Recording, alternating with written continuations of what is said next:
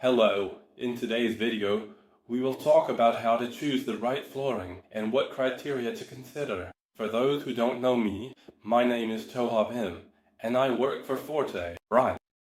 This way, we often receive from our basic question about what criteria to follow when choosing flooring and what criteria it should meet.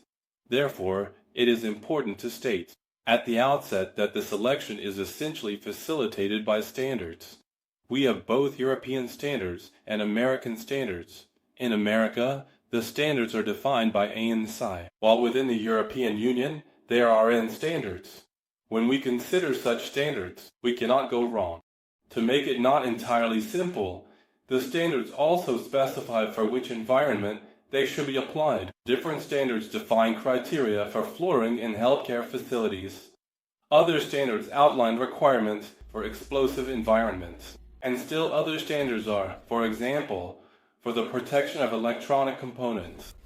In our case, we most often encounter the protection of electronic components, so we will focus primarily on this issue. The standard that defines the requirements for the protection of electronic components is in the European Union and is called M613 May 1st, 40. It precisely defines what resistance the flooring should have in order to effectively dissipate electrical charges. Specifically, it is a value of 10 to the 9th ohms, meaning the flooring must have a resistance of no more than 10 to the 9th ohms. However, we are increasingly encountering situations where manufacturers and companies require not just the resistance of the flooring, but also need to have system resistance. You may be wondering, what is system resistance? System resistance is again defined according to the standard as the resistance between the messenger. Footwear can sometimes cause the flooring to not function properly in relation to a specific person or method. Therefore, it is extremely important to focus on system resistance when selecting flooring, rather than just the flooring itself.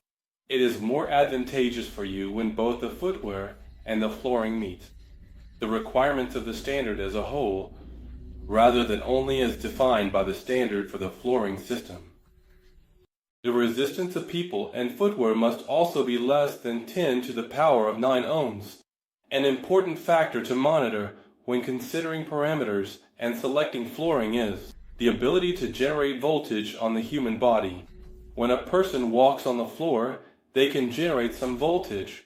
Normally, the size of this voltage is maximally limited, so when you choose flooring, the voltage should be maximally within that limit, and that is essentially all.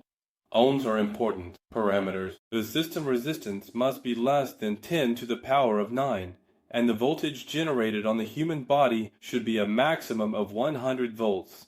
These are two important things to pay attention to. I believe we have helped you with choosing the right flooring. If you have any further requests or questions, please feel free to contact us. Thank you.